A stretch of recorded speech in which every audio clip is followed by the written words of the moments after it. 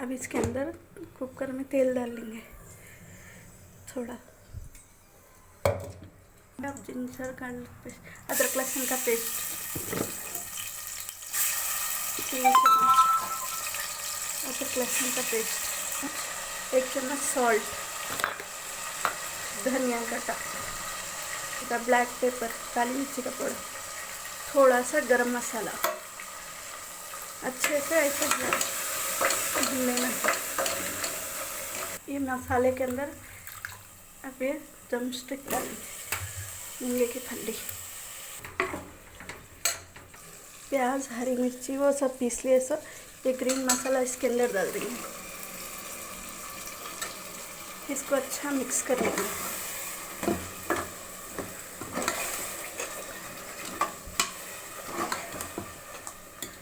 अब इसके अंदर दही डालेंगे।